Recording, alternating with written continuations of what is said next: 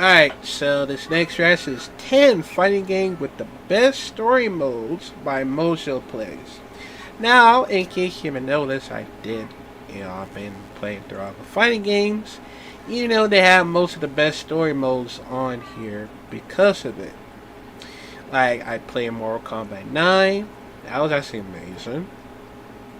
I played Tekken 8, which a long time ago, of course. They had one of the most best story modes on here. I played Soul Calibur 6, which I did, and let's say it actually was the best one so far. And let's see. I played more of them. I played more of them of it. But the only thing is that let's say I haven't played I haven't tried the Injustice. I totally forgot because I did left out on the second one. So I haven't played most of the one of the fighting games, which I did left out. So yeah, I'm gonna try to get right. I'm gonna try to get back to it if I could, cause I'll probably gonna be able to take a break soon, hopefully. So yeah, sorry about that. But yeah, man. Oh, but let's check it out in 5, 4, 3, 2. Stay back! Come any closer and you'll be sorry! Yeah, I played Dragon Ball. Welcome to Mojo Plays, and today we're taking a look at 10 fighting games that served up some of the best story modes. I am this world's savior. I protect it. That's what's happening out there? Protection?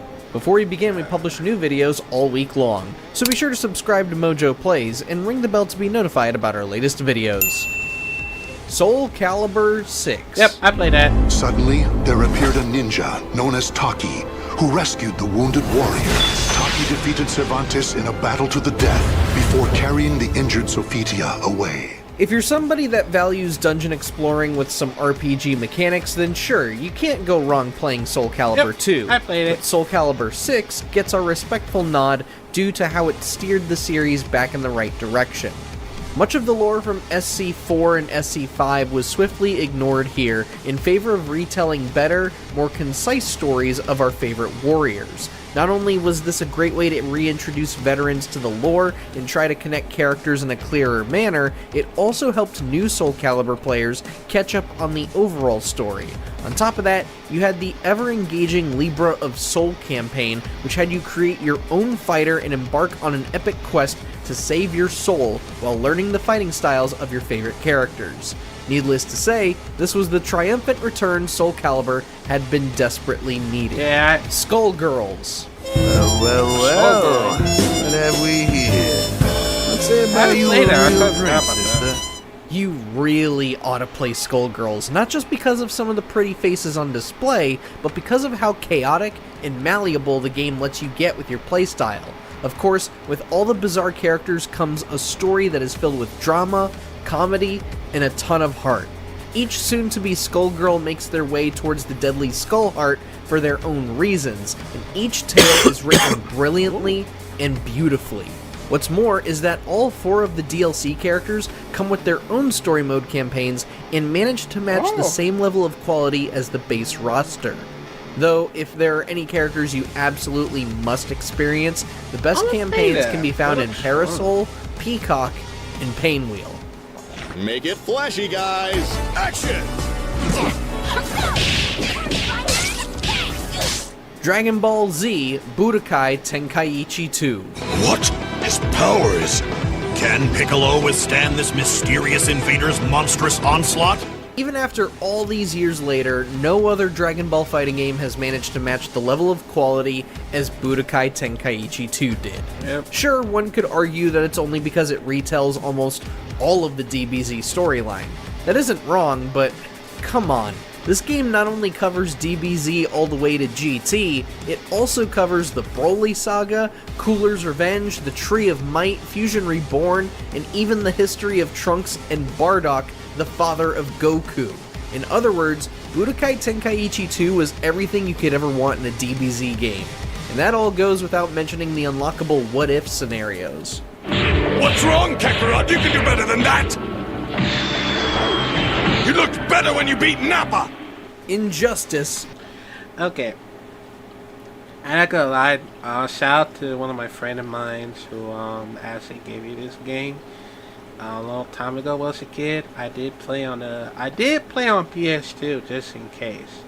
And I ain't gonna lie though, that one was actually the best one for the Dragon Ball Budokai Tenkaichi 2. I mean, along with the Budokai Tenkaichi 3, that adds in a lot of more gameplays to it. But the only thing I played the second one because I just know that this game is going to be so very long. Some of the that based off of the entirely longest stories that I've ever seen. Like of course you got the Saiyan Saga, Frieza Saga, Cell Saga, and of course Majin Buu Saga, and all the other saga that you know. And I'm glad I played it. And I get the chance to play the Budokai Tenkaichi 3, but until I play Dragon Ball Sparking Zeroes, that I finally got back to it, because it does, help me a lot. So, yeah. I don't know how I pull it off, but, yeah, once again, shout out to the friend of mine who actually brought me this game since then, so yeah. Oh, Injustice God Among Us? I totally forgot about that. Gods Among Us. You drugged me! Made me...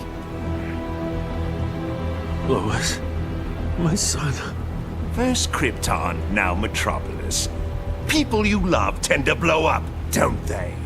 Once again, we have a fighting game that is more of an adaptation than an original work. We have seen DC storylines explore the idea of Superman turning evil, but that isn't what made Injustice so much more memorable than its sequel. It was the way each character was written, the kind of dialogue exchanged between them, and how it even managed to match the brutal nature of the more visceral Mortal Kombat games that NetherRealm Studios is known for. On top of that, it featured some fun mini-games in between fights that could benefit or penalize you before a fight, depending on how well you performed. It truly was one of the coolest and most captivating superhero games and fighting games that you could possibly play. Superman, we've broken their ranks. They're retreating. Good. Once they're pushed back, we'll need help with rescue and recovery. I'll break off a Legion as quickly as possible. Thanks, Diana. You always make it look easy. WWE. Well, I haven't tried the Injustice the first one. I did play the second one. I did left off on it, but I heard that it could be a lot of irritates from the second one because Wonder Woman, becoming a pain in my ass because I guess that she wanted to turn like evil along with Superman, and the only problem is that I don't know, like it's like the DC wants the Superman to be evil every single time, but no. I don't think they wanted to because of it, and that's the only problem about it. Because I feel like the situation like that, I don't know. I just rather want to see Superman is more good as it seems, and it's complicated as it is. It's how it is. Oh yeah, I did play WWE 2K24. I did play that. 2K24. Here's your winner, and new WWE Intercontinental Champion, Rick the Dragon Steamboat. For the longest time, the WWE 2K series was in utter Yeah, I played shambles that. when Ukes was in charge of development. But ever since Visual Concepts took over, the series has been on the up and up, and 2K24 has been their best outing yet. The big reason for this is because of how much the game offers in its single-player modes, and it does so with flying colors. First, you have the usual campaign where you get to go through a superstar's historic matches, this case being Cody Rhodes. Then you have the My Rise campaign, where you create your own superstar, compete in their own career, experience their own story, and even affect their relationships with other superstars in and outside of the ring. But the main attraction in 2K24 was the Showcase campaign, which took players through 40 long years of WrestleMania history, from Hulk Hogan and Andre the Giant's bout to Steve Austin and The Rock's intense feud during the Attitude Era. This game was every wrestling fan's wet dream.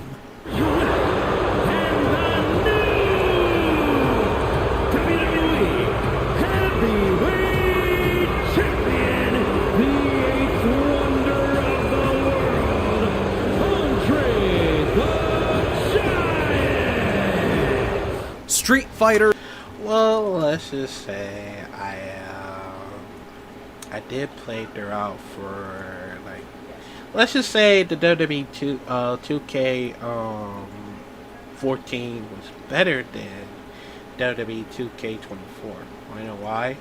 Because WWE 2K20 WWE 2K14 has more than in the WrestleMania matches throughout an entirely time.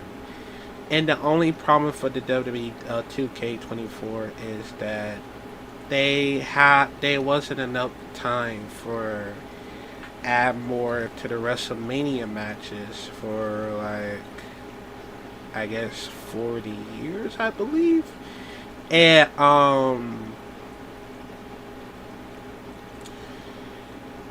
well, let's just say that the only thing I'm more disappointed that they didn't add Kurt Angle, Randy Orton, and Rey Mysterio on the, I believe, WrestleMania 22. And they didn't add more often for Edge and Mick Foley, John Cena, and Triple H. They didn't add any more to it on the well, of course, along with the WWE 2K14, which I didn't know until then. And well, it seems that if I let's say if I was the designer of it, like, hey, look, we gotta add more we gotta add more WrestleMania matches, and you know, until we make things right to it. So yeah, and it was very disappointing of seeing most of these matches on for the W2K24. But I did enjoy it. I mean, it's just that they could have like add something more to it, just in case. So yeah. And of course, I know a lot of them disappointed because they didn't see some more of the WWE one of the clips during the cutscenes of it. But the only thing is, it's probably gonna get copyrighted, and I think I understand why. So yeah. Number 6. Oh, Street Fighter 6. Okay. With Street Fighter V having nearly killed the IP, Capcom had some high expectations to meet in order to keep Street Fighter afloat, and this game killed it! Not only did we get a solid roster of fan favorites and new brawlers, Capcom delivered the best story mode Street Fighter had ever seen with the World Tour mode. Design your own World Warrior to take to the streets, meet new characters, learn their moves, and fight just about any poor sap you run into. This was a game that allowed you to take it as seriously as you wanted it to be, and the soundtrack gets you amped for every single fight, no matter how long you've been playing.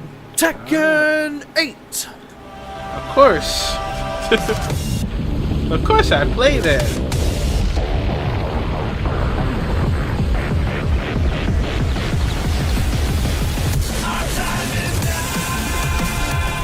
Though Tekken 7 explored some of the cinematic ideas left behind by another fighting game, Goliath, Tekken 8 took those ideas, incorporated its own DNA into them, and blew all of us out of the water. Really, Tekken 8's story mode is the absolute best campaign in the entire franchise. From the choreography to the way fights initiate between cutscenes to the way QuickTime events force you to pay attention, this campaign kicked so much ass from start to finish that we almost immediately went back just to replay some of our favorite chapters.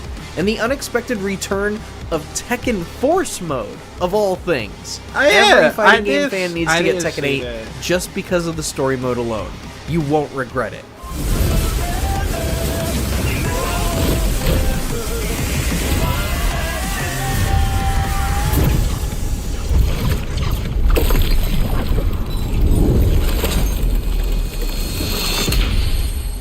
Super Smash Bros. Brawl.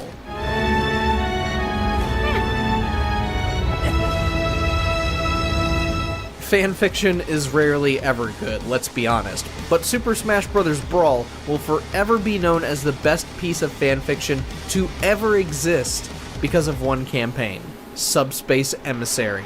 Written by series creator Masahiro Sakurai and Final Fantasy writer Kazushige Nojima, the Subspace Emissary campaign told an epic story where a mysterious race begins sending corners of the world into an empty void, a subspace. Various Nintendo characters begin to team up to not only fight their own rivals, but also bring an end to this race of beings.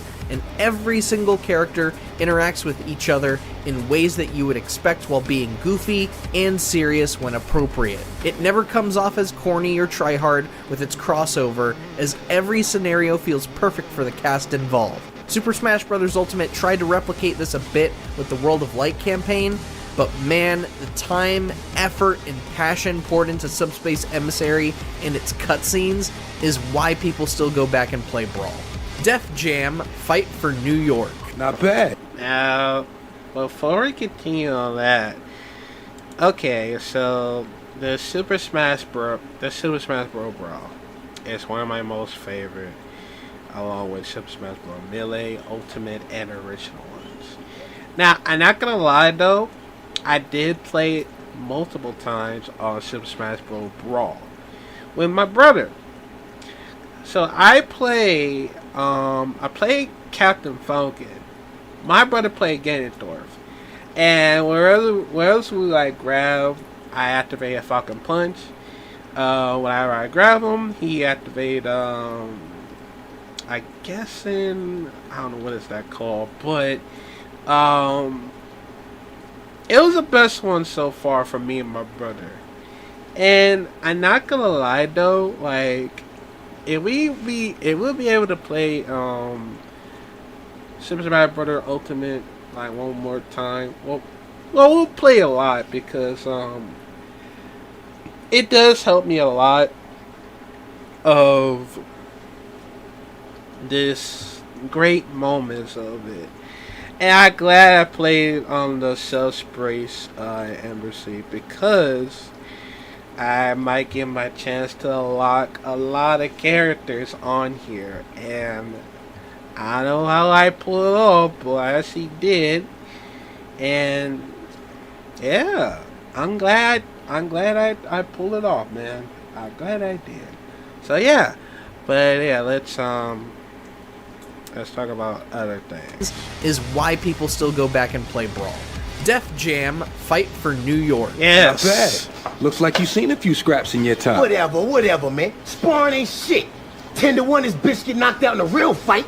There's only one way to find out. During the era that Def Jam was popular, fighting games weren't really known for having decent story modes. It was often the lowest priority, and it's what made Def Jam Fight for New York really stand out amongst the crowd, as it boasted an impeccable campaign. For starters, you had an insane amount of customization for your character here, but most of all, every fight felt like there was a true purpose in your character's development as they went from becoming a regular thug to a true king of the streets. On top of that, despite the sometimes outlandish nature of the game, the story has a ton of heart and it does get real a few times.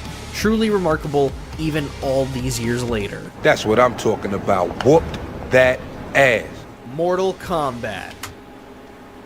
Okay. I glad I played Death Jump Fight for New York. I mean, on GameCube, but I was rather playing on the PS2 just in case. So, bro, so many memories that I played Death Jump Vendetta and Fight for New York. The Death Jump icon was not as good as it seems, and I just don't like it one bit. But I enjoyed it. Bro, I ain't gonna lie though, for Death Jump Fight New York, I really enjoyed it so far, and it does help me a lot of it. And me and my brother plays the hell out of it, and even though for that, shout out to Mr. Noob for actually put me on the Fort playthroughs, and you know, for my whole creation. I ain't gonna lie though, like seeing this on my own, I was so nervous about it because I noticed that I know there's a lot of them out there that hey, you're that guy from on the game. Like, yeah, that's me. And the only reason why, because it does help me a lot of bring me back so many memories of Death Jump Fight for New York. And I was hoping that they actually still had a chance by making the game, bringing back the games from Death Jump Fight for New York.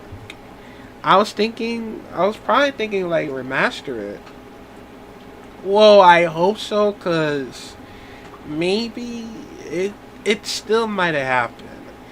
And I know it's very disappointing because I don't think they're gonna make the sequel for the Death Jump Fight New York.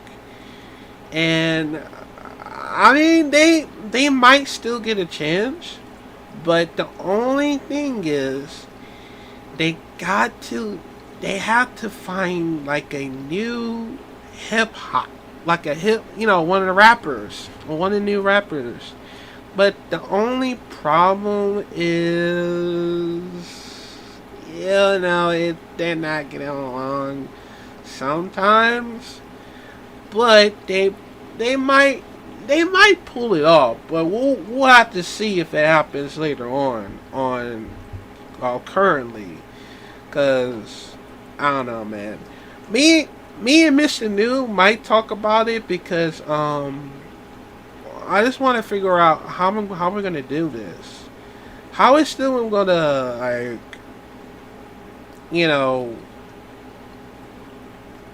pull it off? I don't know. Like it's a lot of things to it. So I'm probably gonna need your help to talk about this. So yeah. Oh, of course, for Mortal Kombat that I just played. That old geezer's the final challenge?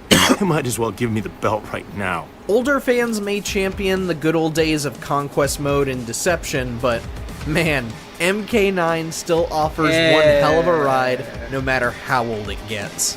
This was Mortal Kombat at its purest, between the grotesque environments, the cheesy martial arts movie vibe, the humor incorporated through Johnny Cage and his interactions with other characters, and even the way it retells the stories of the original trilogy in a more coherent manner. Plus, every character got their own chance to shine, with captivating moments from the first few matches of the tournament to Scorpion's climactic fight against Bihan. The campaign was so stellar that it actually set an example for what future AAA fighting games should strive for. If only the games that followed MK9 featured stories that were just as good, but hey, it's hard to top perfection, you know? So that's not a costume? You're actual military? Special Forces. Get out. But tell us, which fighting game do you think has the best story mode? Did it make our list? Let us know down in the comments. I mean, I ain't gonna lie though, like, I'm so glad I played Mortal Kombat 9 because, man, many years ago, ever since I played Mortal Kombat from the beginning, when I was a kid, it does help me, play more Mortal Kombat games. And, seeing like that, it's a very good moment of it. And it just helps. Like, it just helps a lot of things to it. And, trying to figure out the whole fatality moves and all that. But the only thing is that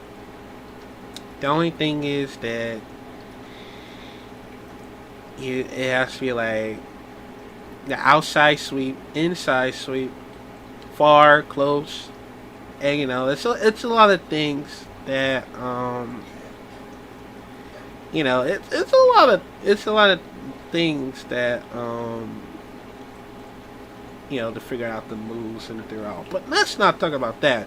But the only thing that I play in Mortal Kombat 9 is so much great memories that I play throughout for Mortal Kombat characters.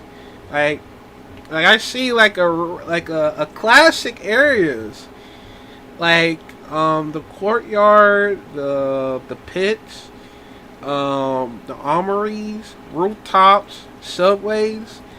I mean, I played throughout the story modes throughout for like some of the games that I recognized before, and it helps. It does help a lot, and I don't know how they actually pull it off, but yeah, shout out to Ed Boon for that. Cause I don't know how, man, but I really hope they might do it again. Maybe next time for some other ones. Well, we don't know how, but we'll figure it out next time. But that was actually amazing of this on this one. And now that I was actually planning on, how am I supposed to get some classic games here? I mean, I'm still catching up for getting the new games next time. Hopefully I might. We'll figure it out. So, but yeah, man, let me know, comment down below what y'all think about this. What is the best story modes from this fighting game? It could be anything. Make a list, man, cause or just tell me what's your favorite favorite fighting games that has like a best story modes on here. I'll probably tell y'all next time, but yeah, that's okay. But yeah, man, so comment down below what you think about it, and I'll see you next video.